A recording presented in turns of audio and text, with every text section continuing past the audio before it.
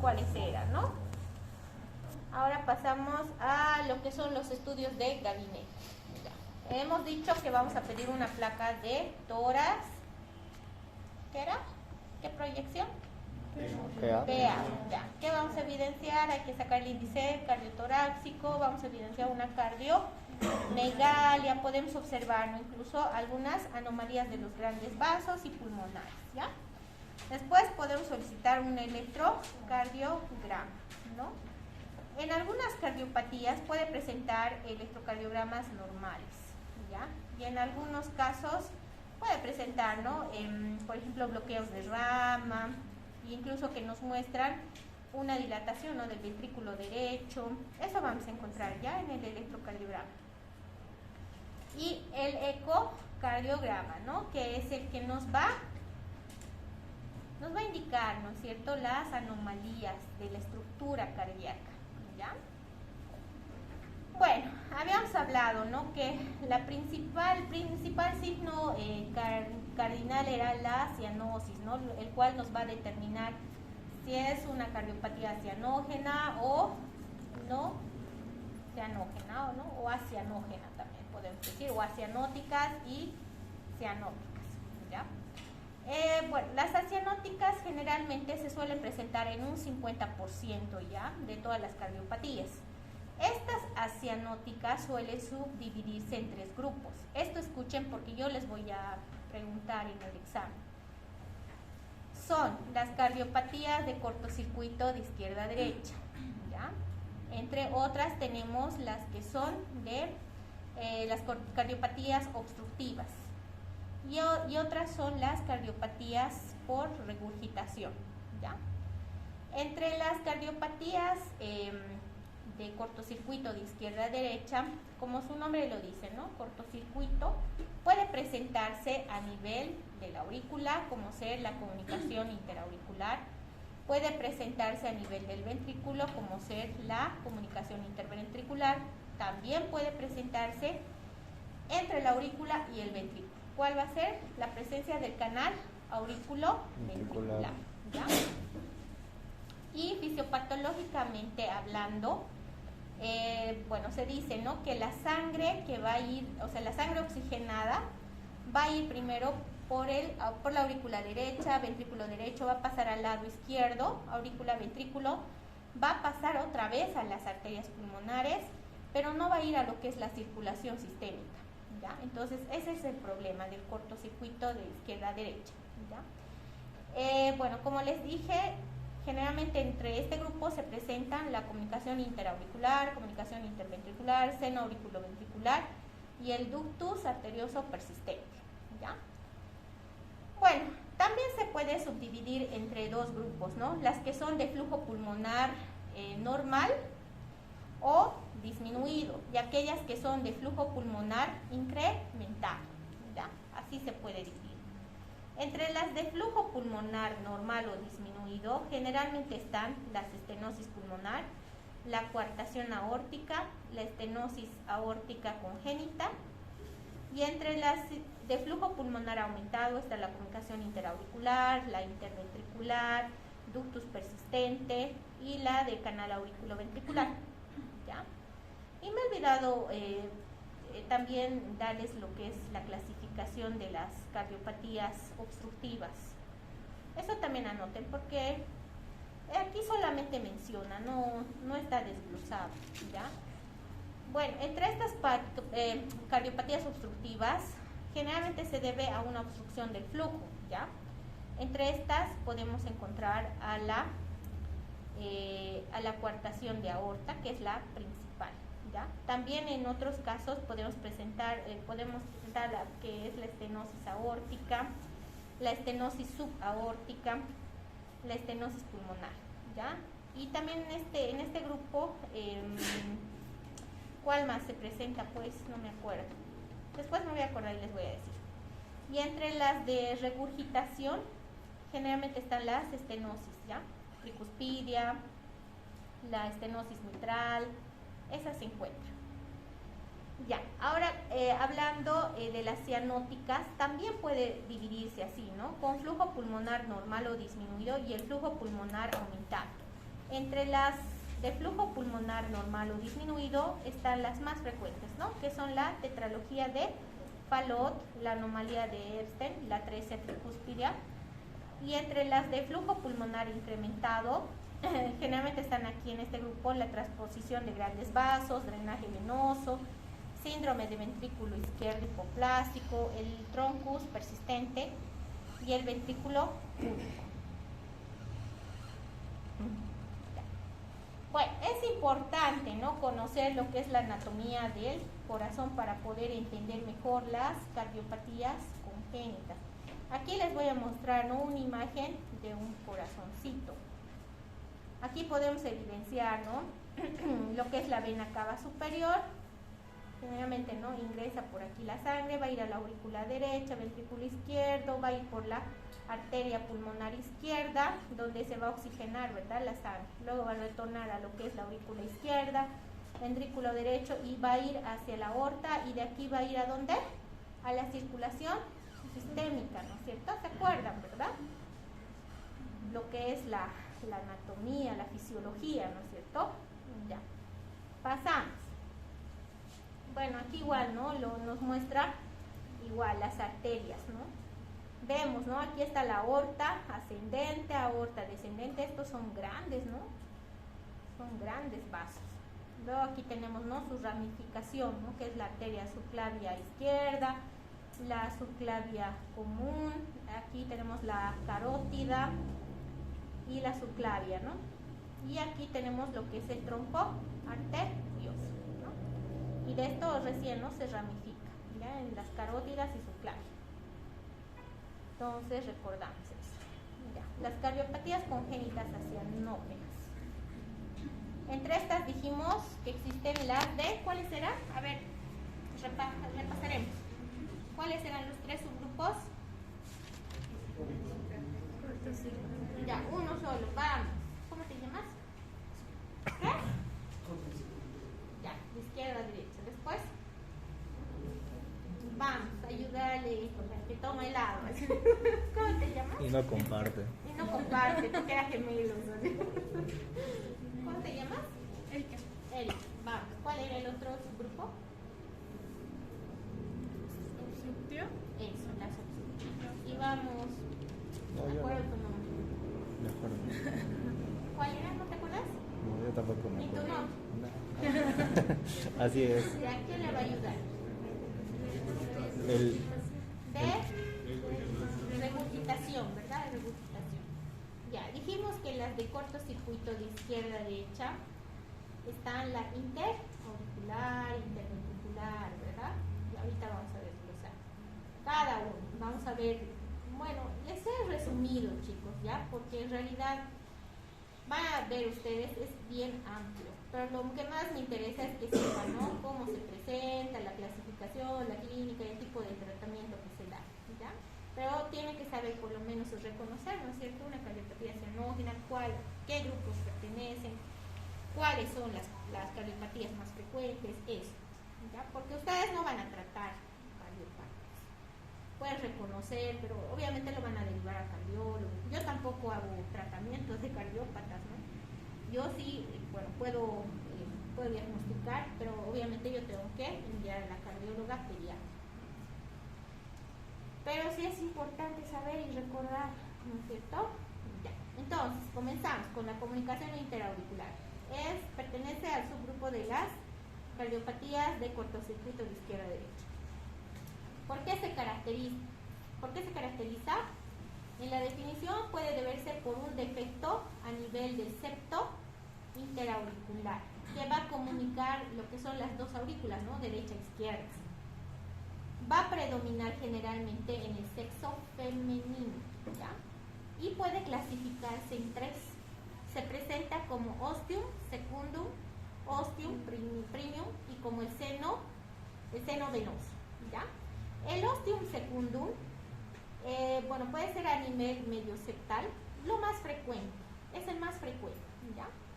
El ostium premium en la porción más baja del septo, por encima de las válvulas auriculoventriculares, ahí se va a presentar. Y el seno venoso, cerca de la desembocadura de la cava superior o inferior. En la clínica, generalmente en la infancia puede ser asintomático. Incluso en algunos casos ni van a auscultar un soplo. Y esto va a depender mucho de la amplitud de la comunicación. Algunas comunicaciones son así pequeñas, ¿no? Pueden ser medianas y pueden ser asintomáticos los niños, ¿no? Incluso podemos diagnosticarlos en la etapa de la infancia. En cambio, hay algunos que son de gran amplitud. En estos casos, bueno, sí, ¿no? O sea, ahí vamos a escuchar un soplo. Entonces puede presentarse así, ¿ya? Hemos dicho que en estos casos sí va a haber la presencia de hiperflujo pulmonar. Eso es lo que también tiene que saber, ¿no? ¿Cuáles son los de hiperflujo incrementado? ¿Cuáles son los normales o disminuidos, ¿no? En este caso va a haber hiperflujo pulmonar y va a ocasionar infecciones de respiratorias, ¿no? Generalmente, las que son de amplia amplitud, generalmente pueden manifestarse así, con infecciones respiratorias repetitivas, bronconeumonías, síndromes obstructivos bronquiales, así se presentan, ¿ya? Y en la edad adulta va a comenzar la hipertensión pulmonar. Generalmente es en la edad adulta lo que se presenta esto, ¿ya? Es más frecuente, ¿no? Y a la auscultación hay un primer tono fuerte, desdoblamiento del segundo tono, fijo del segundo tono. Aquí podemos observar, ¿no? Esa clasificación que les decía. Ostium, secundum, más frecuente, ostium premium y el seno venoso, ¿ya? Así se puede presentar esas comunicaciones. ¿Qué vamos a pedir a nuestro paciente? Una radiografía de tórax, que nos va a mostrar signos de plétora pulmonar. ¿Qué es plétora? ¿Alguien sabe?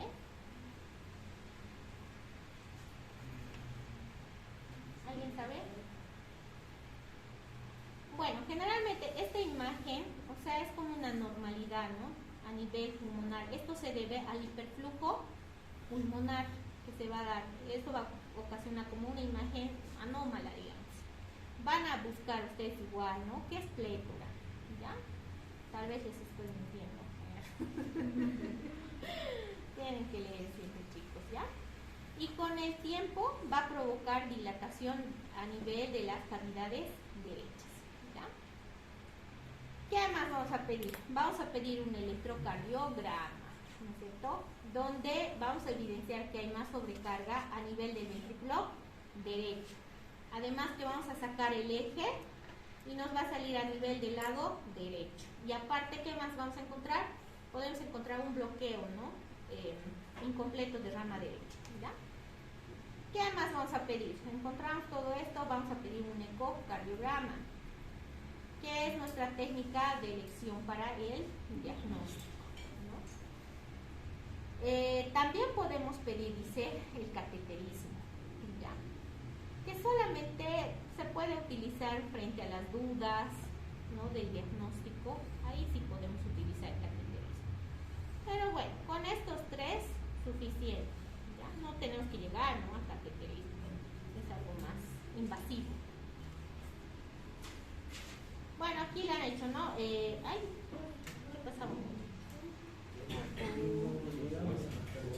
No, hemos vuelto atrás.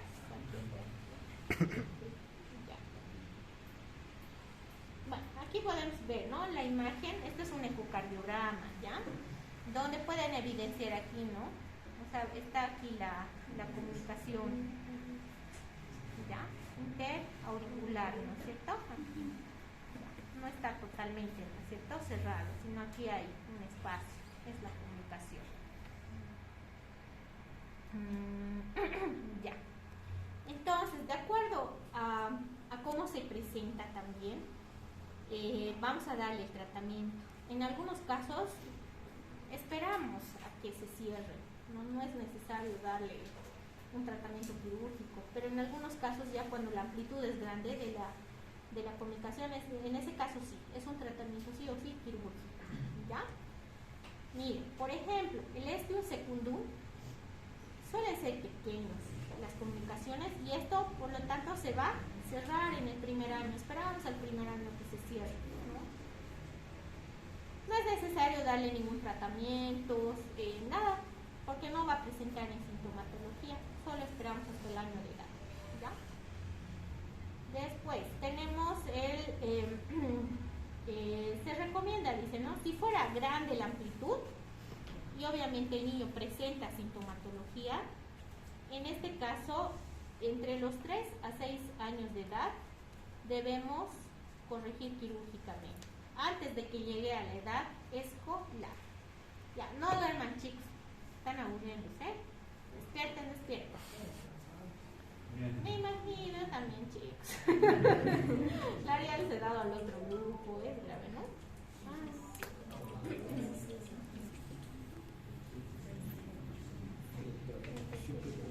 38.5.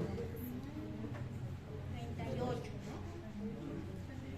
37.7 ya es febrícula. Ya, vamos. Terminen rápido, chicos, para ir, ¿saben? Ya. Silencio. Silencio, Rana. Ya, vamos. Entonces dijimos que los film secundum generalmente suele cerrarse, ¿no? Durante el primer año. No hay tratamiento médico, ni tampoco tratamiento quirúrgico. Ya. En cambio, el ostium premium generalmente sí, suele ser a veces tratamiento quirúrgico, ¿no? La mayor parte sí. Pero en realidad es muy pocos casos que se presente premium, ¿ya? Pero el secund es más frecuente, pero esperamos nomás a que se cierre, ¿ya? Eso no se van a olvidar.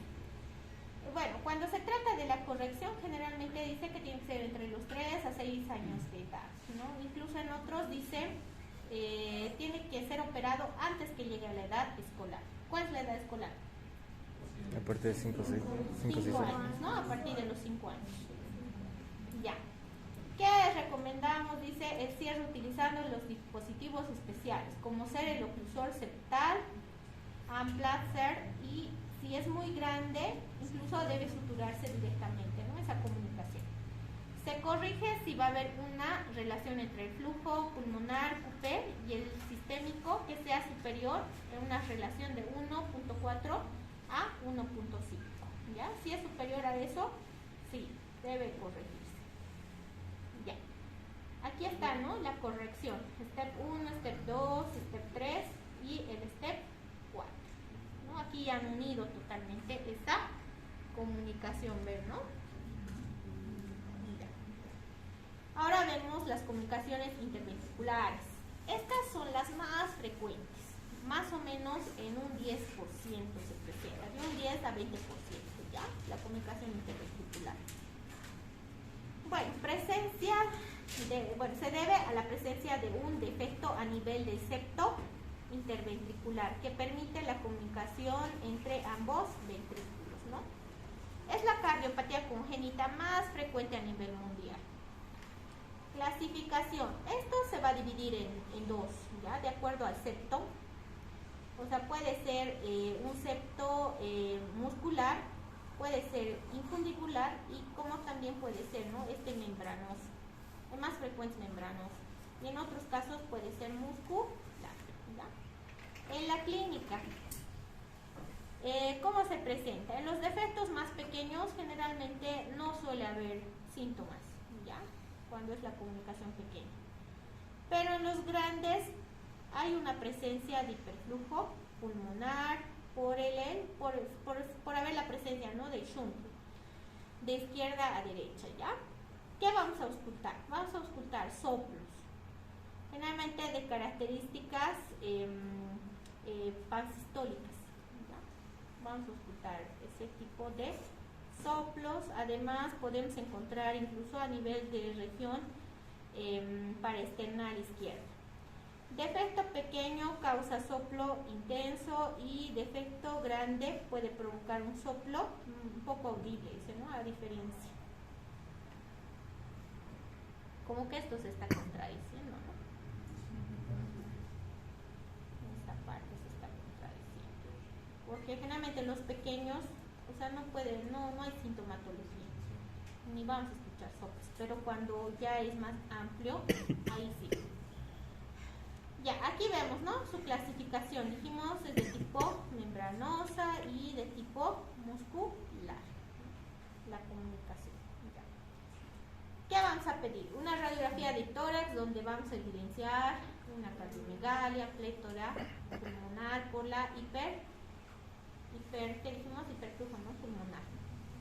Vamos a pedir un electrocardiograma, vamos a evidenciar que nos muestra una hipertrofia biventricular y además de la aurícula izquierda.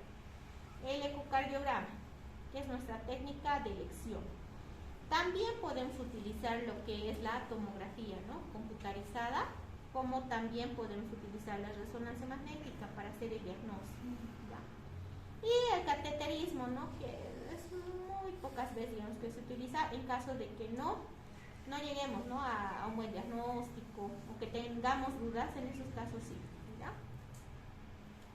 Ya, de acuerdo al pronóstico y tratamiento, un 30-50% de los defectos se van a cerrar durante el primer año, ¿no? Porque son de amplitud pequeña. Se suele esperar al cierre espontáneamente. Bueno, si es, digamos, de amplitud mediana, podemos emplear, ¿no? el tratamiento en base a las yecas. Un ejemplo de yecas.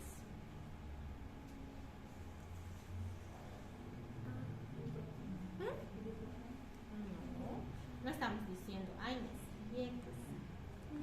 Un ejemplo. El captopril. Eso, muy bien, captopril, el enalapril. Y hay un montón, ¿no? Van a leer también eso. Hay como 7, creo, en el grupo. ¿Ya? Pero los más frecuentes que utilizamos es el que hay, ¿no es cierto? Hay en Bolivia el enalapril, hay un montón. El captopril también hay, ¿no? Pero es carito también, ¿no? Ya. Entre otros, bueno, vamos a realizar, si va a ser el tratamiento quirúrgico, vamos a utilizar lo que es el cierre percutáneo con dispositivos específicos para comunicación interventricular. Se recomienda, ¿no? el cierre entre los 3 a 9 meses si hay shunt de derecha a izquierda significativa mayor a la relación de 1.5.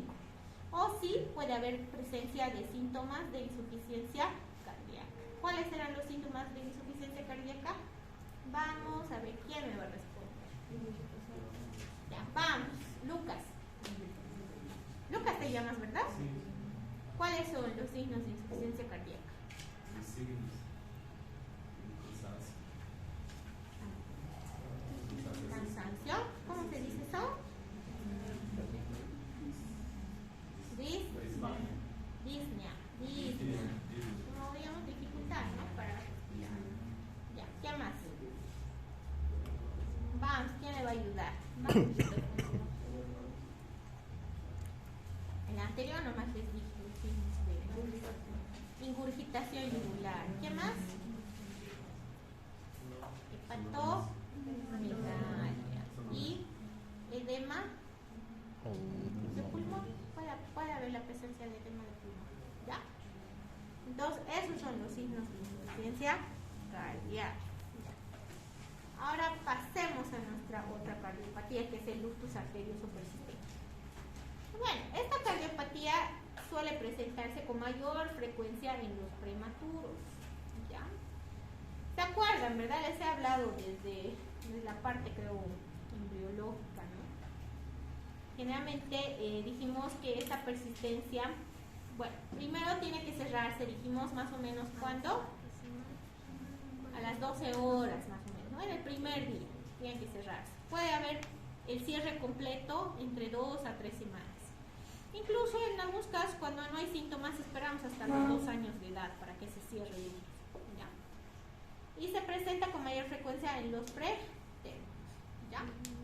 Bueno, persistencia es una persistencia, ¿no? de la comunicación entre la aorta y la arteria pulmonar, ¿ya? Es normal en la vida fetal, porque obviamente ese ductus está, ¿no? Está presente. Pero esto ya tiene que cerrarse entre las primeras 10 a 15 horas tras el nacimiento. Es más frecuente en prematuros, niñas, casos de hipoxemia bueno, es causado en realidad, ¿no? Por casos de hipoxemia o infecciones por rubiola, ¿no? Durante el embarazo, ¿ya? Fisiopatológicamente, ¿qué va a haber? Va a haber la presencia de un shunt, que es de aorta a la arteria pulmonar. Puede haber la presencia también de hiperflujo pulmonar y una sobrecarga a nivel de las cavidades izquierdas, ¿ya? A ver, tomar mi agüita, ¿ya?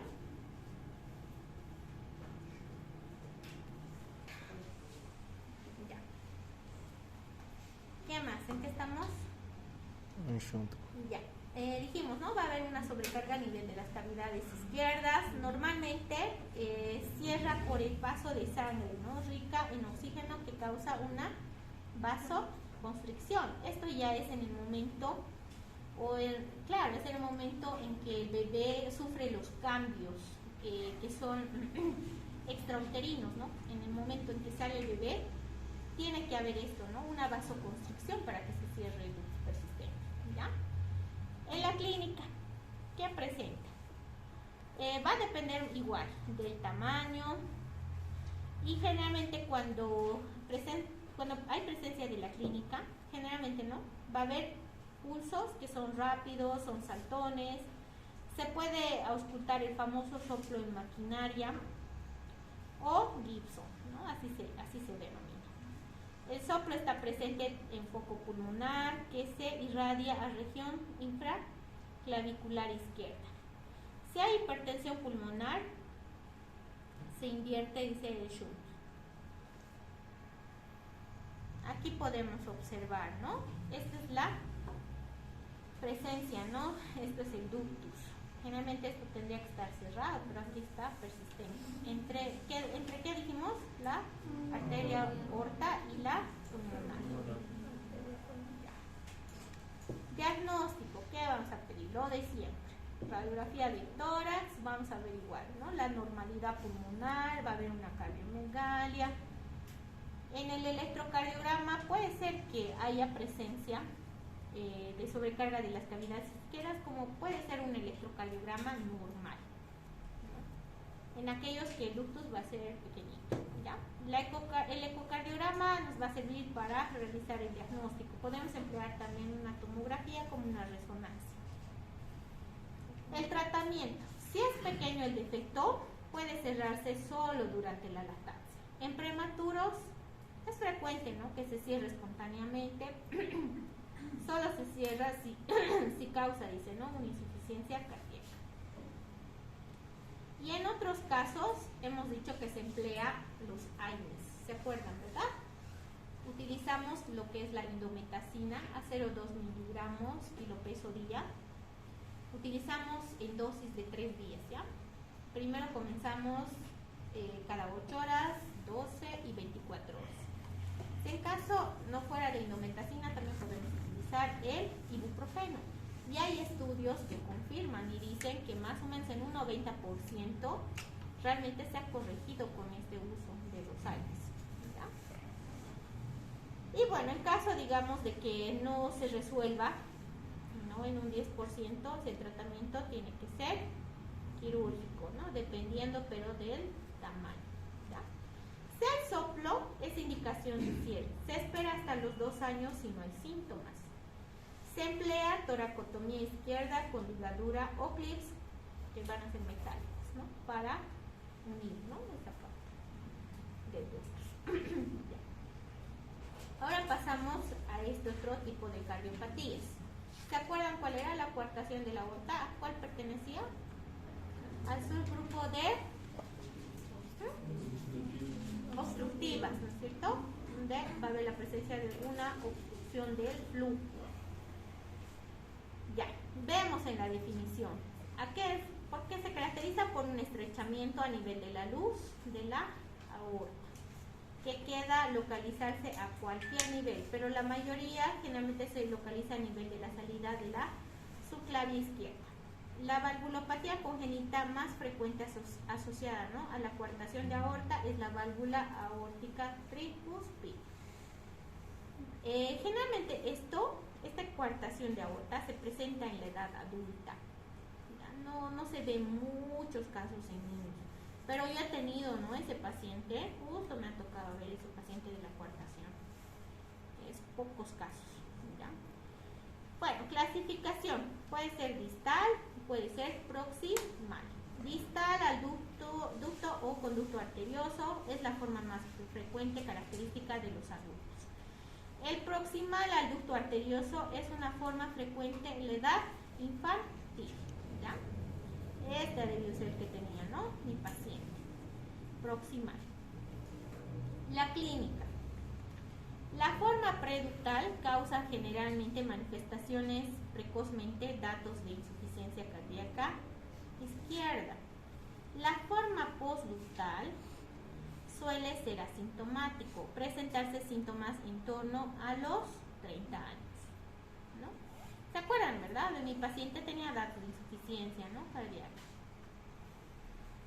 Pero miren, si es postductal, o sea, pueden ser asintomáticos, llegan hasta los 30 años. La clínica generalmente se va a presentar con signos, bueno, con hipertensión arterial, ¿no? Generalmente se presenta con hipertensión arterial en miembros superiores y va a presentar hipoflujo a nivel de los miembros inferiores. Puede estar acompañado de cefalea, de epistaxis y claudicación intermitente. Bueno, aquí podemos observar, ¿no?, nuestra imagen, que esta ya es postductal y esta es preductal, ¿no?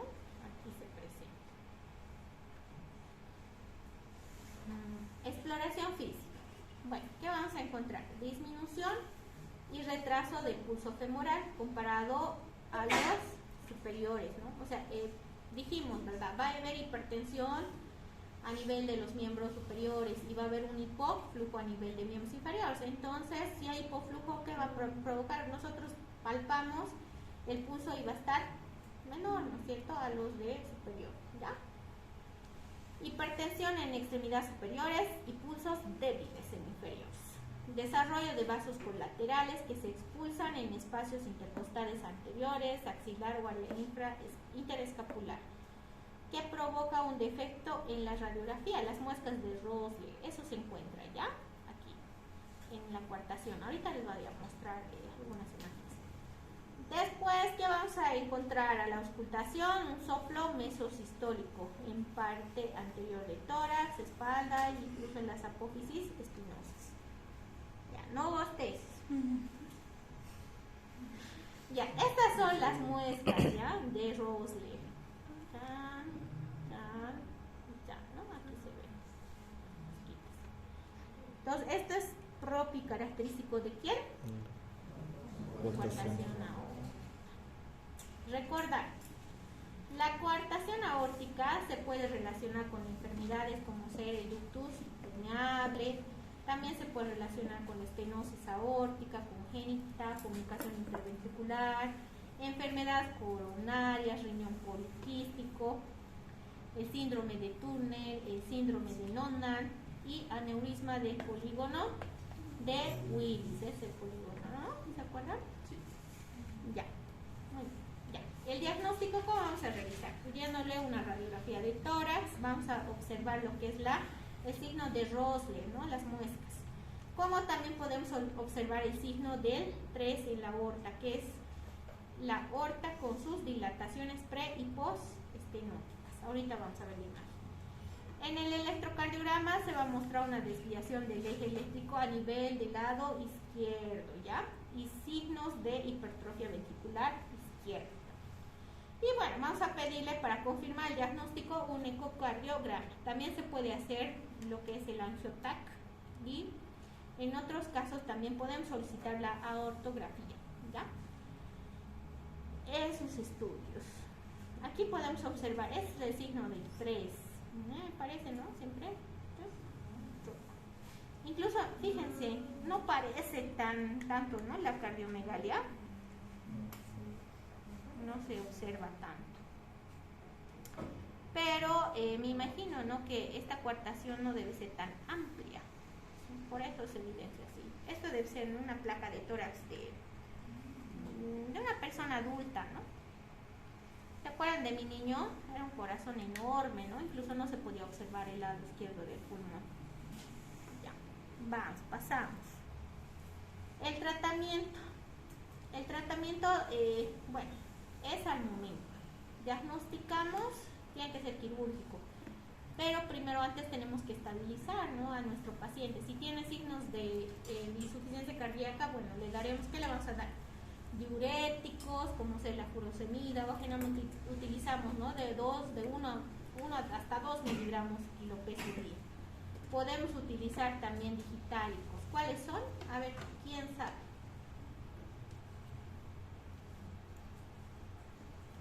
La digoxina, ¿ya? A 0,2 microgramos día, kilo peso día.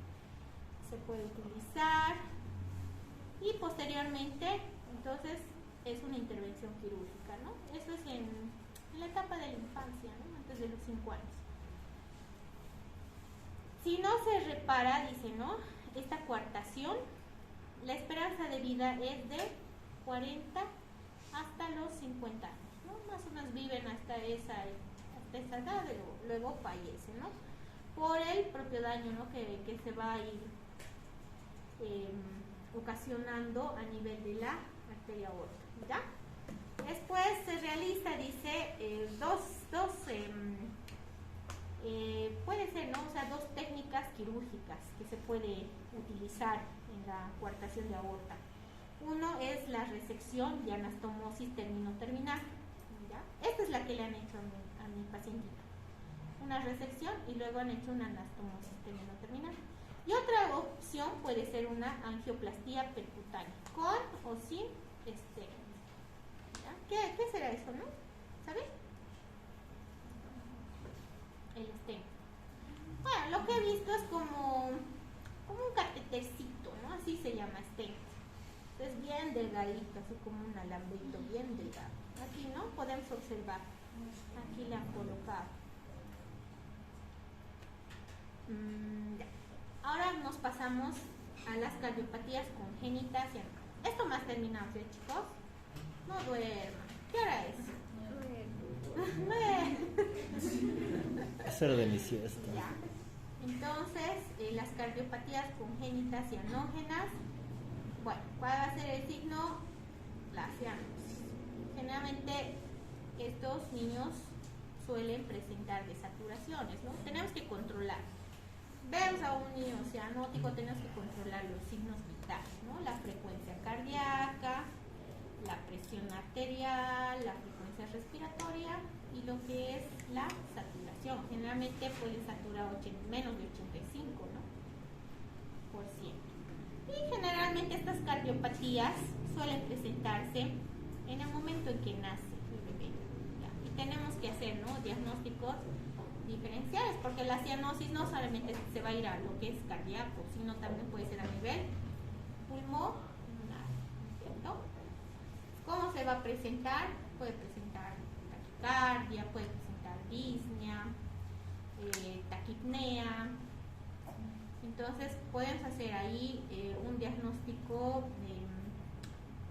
un diferencial, ¿no? Por ejemplo, en el recién nacido hay que ver si no es prematuro, porque generalmente la causa de cianosis en un prematuro es por causa de la membrana hialina, ¿verdad?, por falta de surfactante. Si nuestro paciente va a presentar taquicardia, disnea, también debemos ver, ¿no?, que no sea una sepsis lo que le está llevando a esto. Entonces tenemos que hacer varios diagnósticos diferenciales en el momento en que nace, ¿no?, un bebé así con disnea o con signos también de dificultad respiratoria y cianosis. ¿Ya? Bueno, entre las más frecuentes patologías cianógenas tenemos la anomalía de Ebstein. ¿Por qué se caracteriza? Porque hay un desplazamiento hacia el ventrículo derecho de un velo septal de la válvula tricuspidia, lo que ocasiona insuficiencia tricuspidia. Se relaciona frecuentemente con la comunicación interauricular, ¿ya? Y en la clínica, ¿qué va a existir? Una cianosis que suele ser progresiva, ¿ya?, cuando se asocia generalmente a los cortocircuitos derecha-izquierda. y puede haber presencia de signos de insuficiencia disfunción del ventrículo derecho, puede haber presencia de taquiarritmias. Aquí podemos observar, ¿no?, la normalidad de aquí está, ¿no?, una comunicación, ¿ya? Y este es un corazoncito normal, ¿no? Y miren, aquí incluso hay una dilatación, ¿no?, de las cavidades derechas, ¿no? Aquí está normal y aquí hay una dilatación. O sea, hay una sobrecarga. El diagnóstico se va a sospechar mediante una radiografía. Le hacemos una radiografía, va a haber presencia de cardiomegalia. Vamos a confirmar el diagnóstico con un ecocardiograma. El tratamiento consiste en una sustitución o reparación de la válvula tricuspidia. Si el defecto es pequeño, no requiere tratamiento, hay que esperar nomás. Otra de las patologías, esto es grave, ¿no? Las dextrotransposiciones o las transposiciones de grandes arterias, ¿no? Bueno, alguna vez sí vi esto. En neonatología, es un bebé que ha nacido con transposición de grandes arterias. Ahorita vamos a ver, nunca se van a olvidar también esa radiografía. Bueno, este bebé estaba mal, ¿no?, con mucha dificultad, con cianosis, desaturación, y al final, bueno, este bebecito muerto. No tiene, digamos, buen pronóstico de vida, ¿ya? Y bueno, ¿por qué se caracteriza? Porque la aorta se origina en el ventrículo derecho y la arteria pulmonar en el lado del ventrículo izquierdo. Por eso hay una transposición, ¿no es cierto? Cardiopatía congénita cianótica más frecuente al nacimiento, estoy escuchando, ¿no? Al nacimiento. Más frecuente en varones, se suele asociar a comunicación interauricular, puede estar también asociado al ductus arterioso persistente o a la comunicación interventricular. Fisiopatológicamente, ¿qué va a pasar? La sangre del ventrículo izquierdo acaba en pulmones y la del derecho en el territorio sistémico. O sea, esto tendría que ser, ¿no es cierto?, al lado contrario. Esto provoca dos circulaciones en paralelo, por lo que se necesita, ¿no?, una comunicación para ser compatible con la vida. Si no hubiera estas comunicaciones, pues inmediatamente, digamos, el paciente fallece, ¿ya? ¿Qué vamos a observar? Una cianosis intensa desde el nacimiento. Comparación, ¿no?, de la anomalía de Stern, era más progresivo. Esto nace y cianótico, desaturado. Esto va a ir aumentando al cerrarse el foramen oval o el ductus, ¿no? Y esto se va a emplear, para esto se va a emplear lo que son las prostaglandinas, porque dijimos que esto no es compatible. O sea, si no hay este ductus, puede morirse el paciente. Entonces utilizamos lo que son las prostaglandinas para que esté presente el ductus, más bien, ¿no? O sea, hacemos lo contrario. Y aquí vamos a observar, ¿no?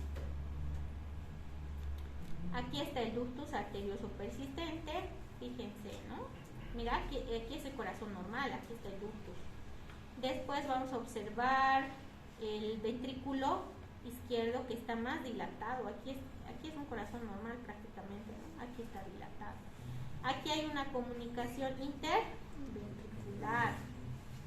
¿Y qué más encontramos? Una comunicación interauricular. Entonces puede haber la presencia de los tres, ¿no? Y mejor, digamos, si hay esta presencia, porque si no el paciente fallece, ¿no?, si muriese. Diagnóstico. Vamos a pedir, como siempre, una radiografía que nos va a mostrar un hiperflujo pulmonar, un electrocardiograma que nos va a mostrar, en algunos casos dice que puede ser normal, o puede reflejar una sobrecarga a nivel del ventrículo derecho. Había, ¿no?, una dilatación del ventrículo derecho. La confirmación va a ser por el ecocardiograma, puede ser un angiotac o una resonancia magnética. El cateterismo no suele ser necesario, ¿ya? Si no se trata, fallecen el 90% en la edad de recién nacidos, ¿ya? O incluso algunos llegan, pero a los primeros meses nomás de vida, ¿no?, y luego fallecen. ¿Qué vamos a hacer?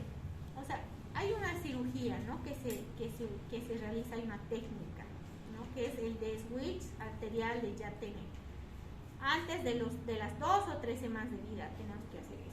Pero antes de hacer esta técnica quirúrgica, tenemos que crear o aumentar esta comunicación interauricular antes de la cirugía final, ¿ya?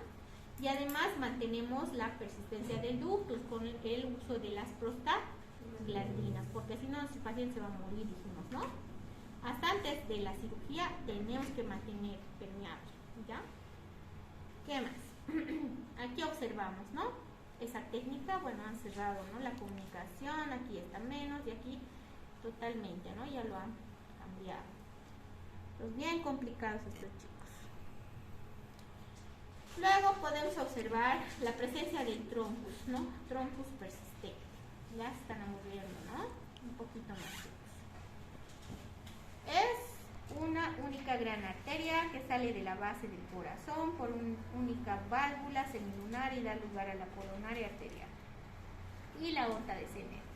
Se suele también acompañar o asociar, ¿no? Con otras cardiopatías, como ser la comunicación interventricular. Es más frecuente esto en el síndrome de DiGeorge, ¿ya? Que es una cromosomopatía, ¿ya? Realmente estos igual, no tienen buena, ¿cómo les digo? Bueno, más bien tienen una alta igual mortalidad. Se mueren generalmente estos síndromes de DiGeorge. Bueno, aparte, ¿no? Que tienen otras manifestaciones más, otras anomalías más, aparte del corazoncito, generalmente es por este troncus persistente, ya, e igual fallecen, ¿no? En los primeros meses de vida, es bien complicado igual. Y la clínica generalmente se presenta, ¿no? Con una cianosis leve, va a predominar lo que es la plétora pulmonar debido al hiperflujo pulmonar, pero sin tratamiento ocasiona una insuficiencia cardíaca severa y se mueren los bebecitos. Ya, entonces aquí observamos, ¿no? La presencia del troncus arterioso, ¿ya?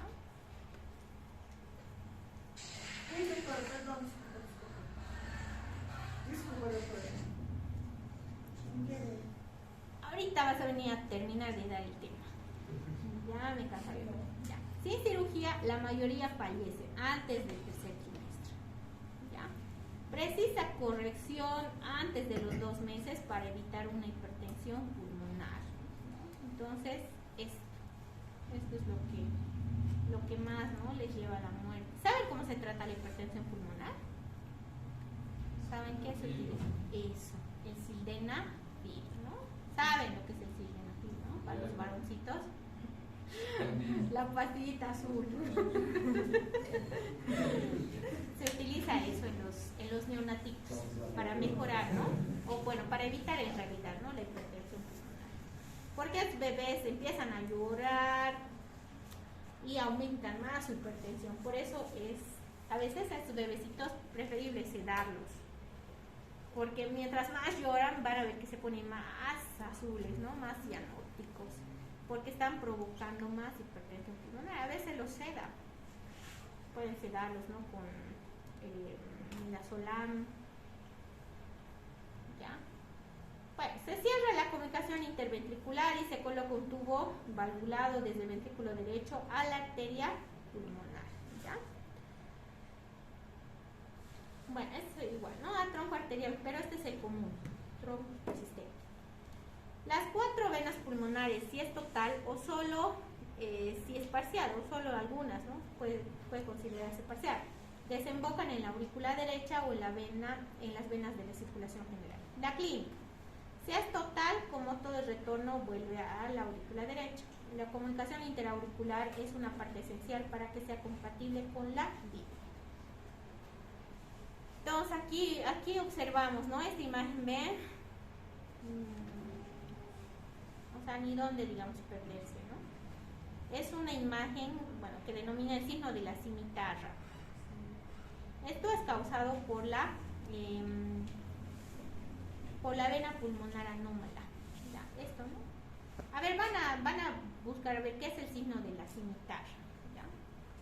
Eso tienen de tarea para la siguiente clase. Tratamiento. ¿Cuál va a ser el tratamiento? El tratamiento puede ser asintomático si hay una relación de la QPE, de la QS normal, ¿no? Que es menor a 1.4. No requiere tratamiento. pero en algunos casos va a consistir en canalizar el retorno venoso pulmonar anómalo hacia el aurículo izquierdo. Puede ser un hallazgo. Ahora vemos esto. Esto es lo más frecuente, ¿no? Es la tetralogía de Fallot. Generalmente, de las cardiopatías cianógenas, estos niños pueden llegar, o sea, sin tratamiento hasta la edad de adolescentes. ¿Ya? Son los que tienen mejor pronóstico, digamos, ¿no? En cambio, los otros eran más a temprana edad, ¿no es cierto? Incluso eran recién nacidos por la transposición y todo, ¿no? Esas cardiopatías que les llevan a la muerte. En cambio, la tetralogía el niño puede vivir ya hasta los 14 años más o menos, ¿no? Obviamente sin problemas, ¿no? Si no va a presentar sintomatología, ¿ya? Bueno, ¿por qué se caracteriza? Porque es un complejo malformativo. Existe, como su nombre dice, tetra, va a haber 4 características, ¿no? Uno es la comunicación interventricular, la hipertrofia ventricular, el cabalgamiento de la aorta. No es hipertrofia, no estoy equivocando, estenosis pulmonar, ¿no? Y por último tenemos lo que es, dijimos, ¿no? La estenosis pulmonar, cabalgamiento de la aorta, y sí está bien, la hipertrofia del ventrículo derecho, ¿ya? La cardiopatía cianótica más común a partir del año de edad. Hay un cortocircuito a través de la comunicación interventricular, es de derecha a izquierda y gracias a la estenosis pulmonar hay cianosis, ¿ya?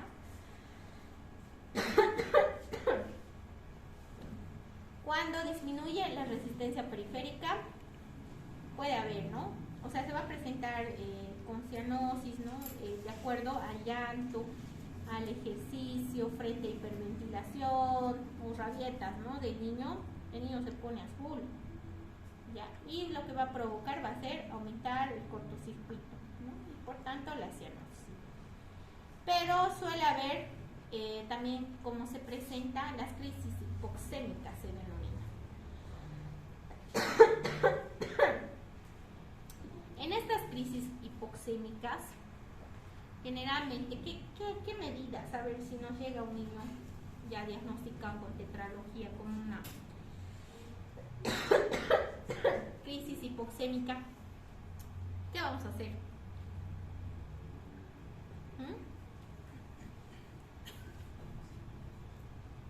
Le pondremos oxígeno, ¿no?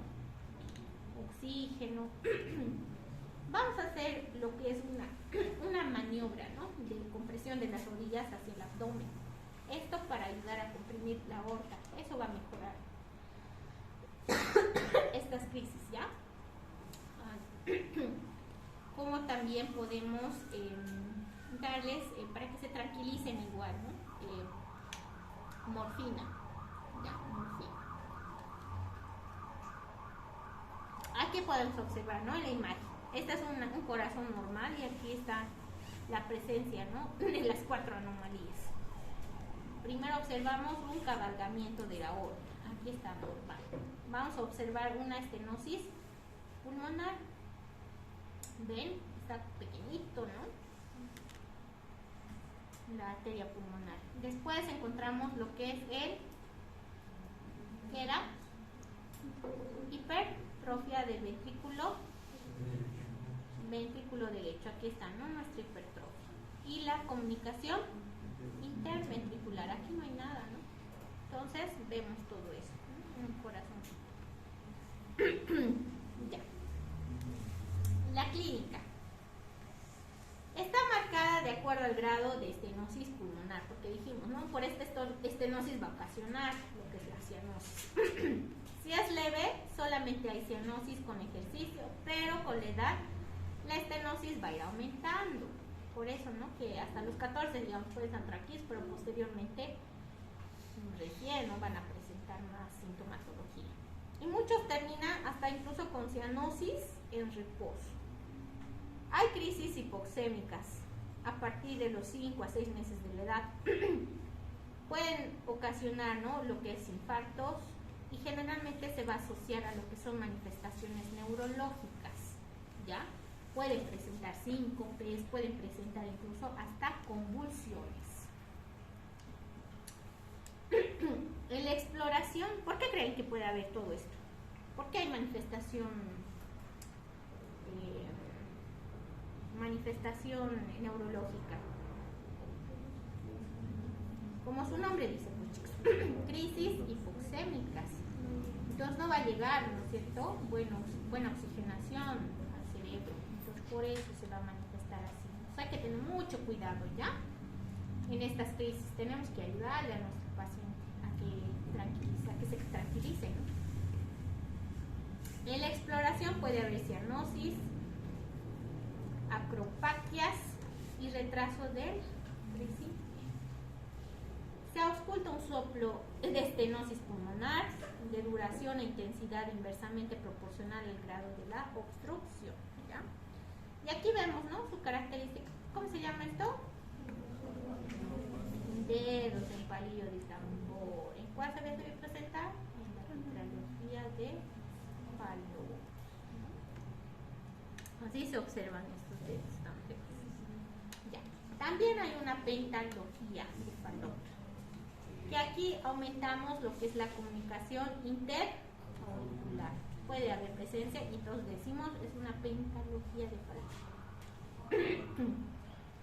¿Cómo vamos a hacer el diagnóstico? Le vamos a pedir una radiografía de tórax y vamos a observar, ¿no?, esa imagen en bota que dice, ¿no?, o zapato sueco. ¿Han escuchado, no? ¿Se acuerdan del cardio, Aníbal Cardio, ahora se deben recordar, ¿no? Entonces eso se presenta en la tetralogía de Fallot, ¿ya? El electrocardiograma muestra un crecimiento de las cavidades derechas generalmente, ¿no? Y el eje va a ir a nivel derecho con un bloqueo de la rama derecha. El cateterismo se realiza previo a la cirugía, no antes, para valorar el estado hemodinámico y la presencia de colaterales aortopulmonares. Podemos realizar para confirmar el diagnóstico de ecocardiograma, TAC o resonancia magnética. Aquí está la imagen. Zapato sueco o en bota. Tetralogía, o bueno, pentatología de Fallot, ¿ya? El tratamiento. Bueno, si hay una crisis hipoxémica, vamos a administrar oxígeno, podemos administrar vasoconstrictores, como es la noradrenalina, colocar al niño en la posición genupectoral o agachado. Eso para comprimir, digamos, la aorta, ¿no?, abdominal. ¿Qué más? La cirugía consiste en cerrar la comunicación interventricular, ampliar la salida del ventrículo derecho. Se recomienda la corrección quirúrgica entre los 3 a 6 meses, ¿no?, si ya se diagnostica, digamos, en edades tempranas. El factor más importante para determinar si es un paciente candidato para la reparación completa es el tamaño de las arterias pulmonares, pues su hipoplasia constituye una contraindicación para el tratamiento quirúrgico. Listo, ya terminamos, muchachos.